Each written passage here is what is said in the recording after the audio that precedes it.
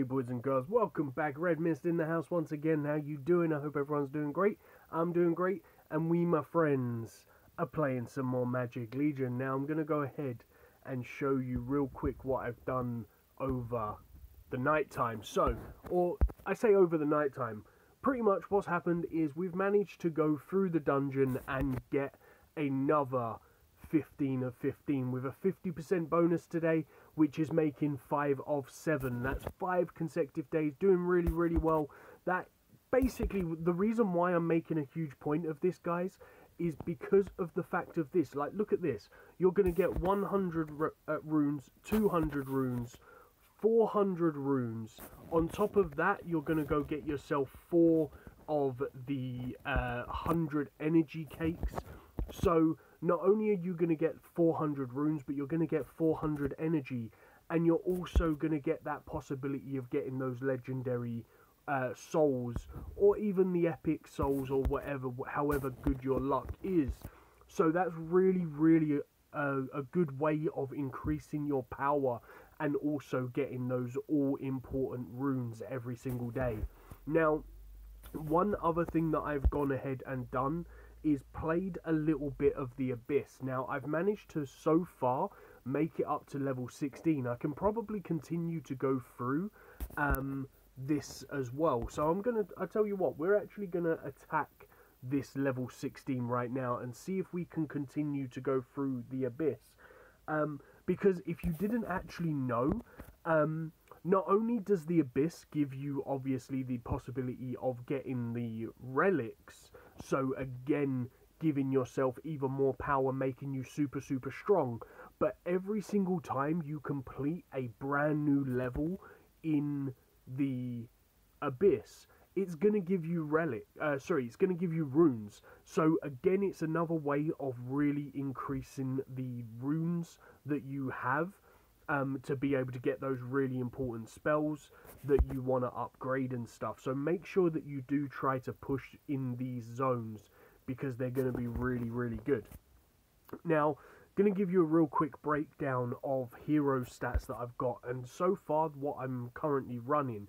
So as you can see, a couple of pretty much running purple gear on most of my heroes. So most of my heroes are now running like purple to legendary gears. The only ones that aren't is the War Mage and the Charming Witch. They're running majority purple gear, but they do still have a couple of blue stuff in there. So not really too spectacular on that, but we're still doing really good. So as you can see, like, look at the gears that the two main heroes have got. They're predominantly legendary. We're still working on transforming this shield into anything higher, but hey, that's just what we're doing right now.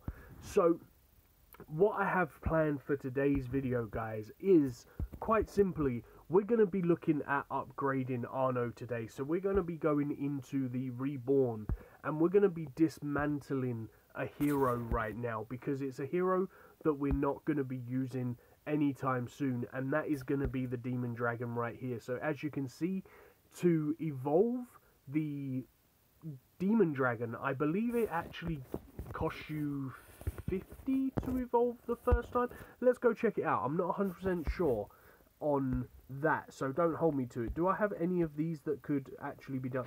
Okay, so it's actually going to cost 100 runes to evolve a hero. So by dissembling them or unbinding them, you're going to get that 100 runes back. But if you have anything higher than that, then you're going to probably lose out on runes. But the main thing that I'm doing this for is because I want to go ahead and get an Arno. And by doing that over there means that we can go over to the hero transformation. Now, I still believe that this hero transformation should be lower down. I don't think that it should cost as many heroes as it does. Trading away 5 heroes that I guess you don't want for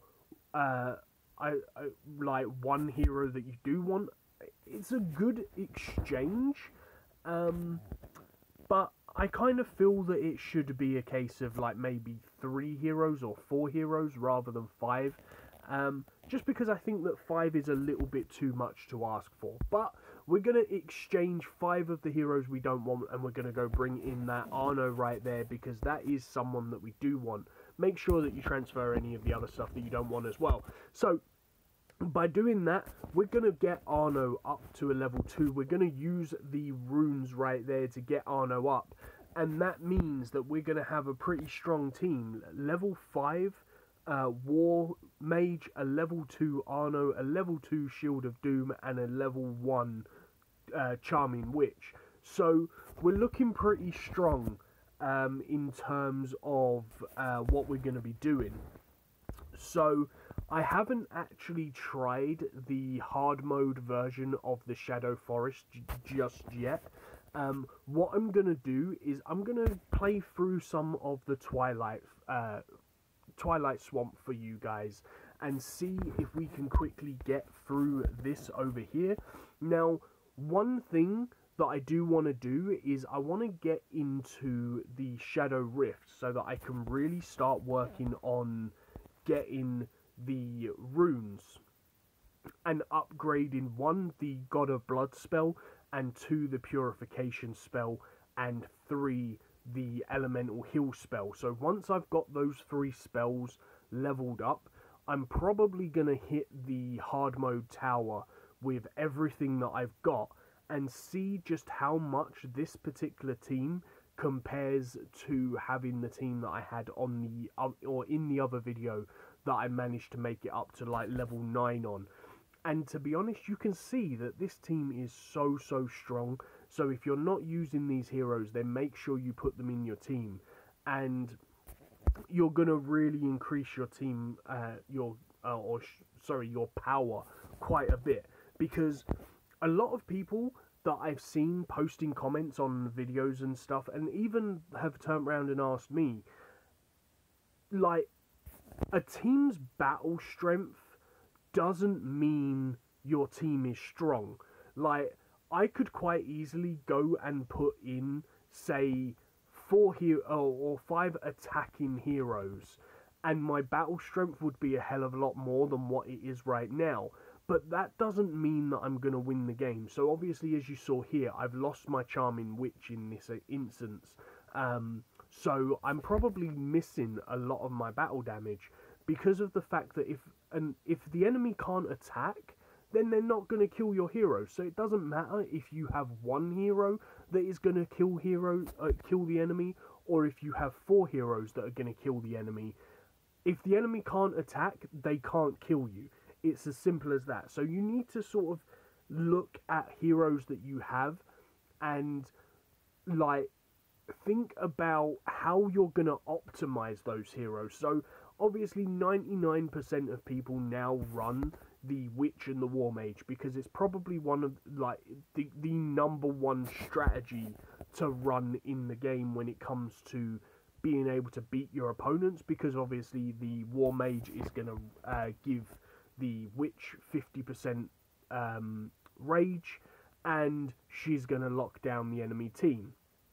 So it's probably one of the most useful combinations of heroes to use. A lot of people will tend to change the Shield of Doom over to the Blood Commander, which will basically mean that the Charming Witch will cast her spell a lot quicker. And then 9 times out of 10, people that do run that combination of the War Mage, the Blood Commander, and the Charming Witch will either run the Arno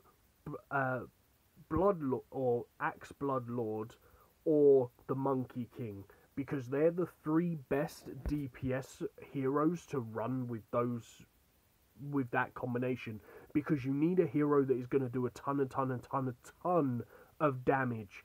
And if you don't have that much damage when you're running War Mage, Blood Commander, and the Charming Witch, why did I say Chrome? You're not going to have the damage to kill people. It's as simple as that. But there is a really big flaw to that setup. Now, I'm still getting loads of people asking in the comments down below how I get Like, obviously not in a couple of videos recently because of, obviously, I don't have the spell upgraded. But I'm getting posts still from people that are posting on the old video saying, how do you get the blue wings?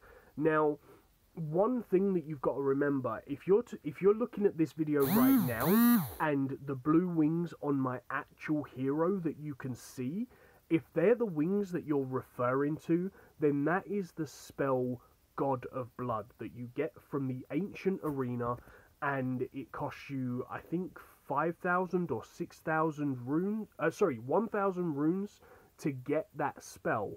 It is in the passive top left section of the ancient arena. A really, really good spell to have. Now, when you upgrade that spell, obviously you're going to give it to all of your team, going to have the same effects as it does on your hero, but to the whole team. So it is a great spell to upgrade. If you're talking about the large blue wings that you get, that is this number one spell that I have in the very far bottom right, which is Purification. Now, when you get to the Death Rift, you can upgrade that spell, and I believe it costs 8,000 runes to... It's either 6,000 or 8,000 runes to upgrade that spell, and it will give you the blue wings for 8 seconds, which means that that spell will have the no negative effects to your team for 8 seconds. So again, a really, really important spell, especially if somebody is running the rage deck that I term it as. So obviously, if they're running the War Mage and the Charming Witch, if you have that spell, that will negate their effects, or the witch's effects, for 8 seconds. That is huge, and that is more than enough time for you to focus the witch. So, for example, if you know what your opponents are going to be running, you can pretty much guarantee where they're going to place the heroes. And if you're wrong, then so be it. But if you're not, then you know exactly how you're going to overcome them. Especially like in the dungeons, for example. If you're playing in the dungeons and somebody is running the War Mage, the Witch, and the Blood Commander, if you've got the Purification upgraded, then she's not going to be able to stun you for 8 seconds. If the enemy team doesn't have Purification, that means that your Witch will get her stun out, lock the enemy team down, and effectively you will win the battle. If you both have Purification, then you need to not use that spell. Just exit the game and restart the match. But wait. Just wait for like 3 seconds. Let your team take some damage. Like, that's why I purposely say that you need to have the Elemental Heal spell in your deck. Like, watch this, guys. If I pop the Elemental Heal spell now, I can probably take like 3 to 5 seconds worth of damage, not worry about anything, and now when that re-hits, I say I'm locked down by the Witch right now, hit my Purification, and then I'll have 8 seconds worth of immunity, whereas the enemy team's Purification would have almost been running out by now. So you would have that advantage, and you would probably win the fight, because now your Witch is going to lock them down before your Purification spell runs out.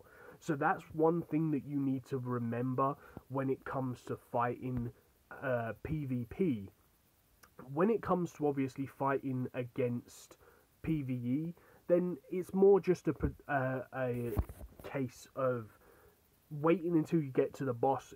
Just hit Purification probably straight away, and it's just going to stop you from getting frozen or any of that sort of stuff, and it will give you a big advantage. So make sure that you are using your spells at the correct times, and this is one thing that a lot of people kind of mess up on, because they kind of face the enemy and they're like, oh, I can't win this fight, and 9 times out of 10 you can win the fight. Like, look at this, there's no way I should really be fighting in this zone with this team, like, or, well, there is a way that I should be, like, because obviously I'm leveling things up in the correct ways, but it's also about learning what spells to use when you can. So like, such as me, like, look at this, guys. I can see that their team isn't going to be able to do too much damage to me, so I'm going to go ahead and hit the Rockfall first. That's going to temporarily stun the enemy teams, give my witch the time to cast her spell. Now I'm going to use my curse spell, which is going to cause them the most amount of damage. So now that the team is locked down, the only person I have to worry about is the actual hero, because in PvP, the hero doesn't always get locked down because their magic resistance is a lot higher. So one other thing that you could potentially do to stop yourself from losing the fights is increase your magic resistance.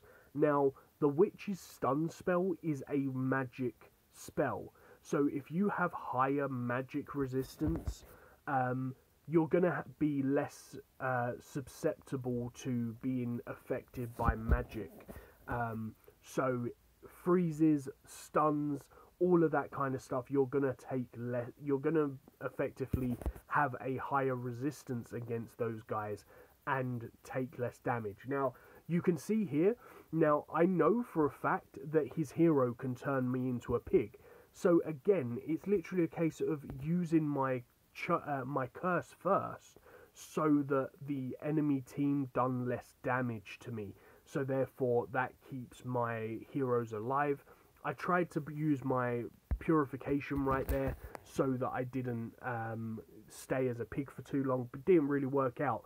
But it's all about using your spells at the right time, knowing what heroes are going to use which spells, and like knowing which ones to use and when to use them. It really does help quite a bit, especially when you're fighting PvP, guys. Like, I can't stress that enough. Just know what the enemy heroes are. And one thing that you can do as well is, once I do this battle, I'll show you what I normally do when it comes to like the PvP in the arena and stuff.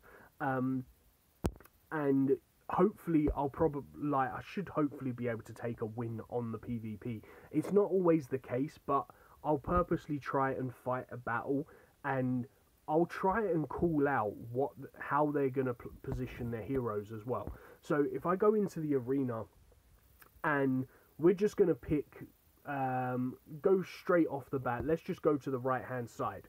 Okay, so you can see here that they're running a really tanky formation. They're running the Witch, Source of Fear, the Blood Commander, Blood Axe Lord. Now, you can pretty much guarantee that the Witch is going to be in the back row here, and so is the Blood Commander. So the Rage is going to constantly be being built up, and we have two super tanky troops in the front row.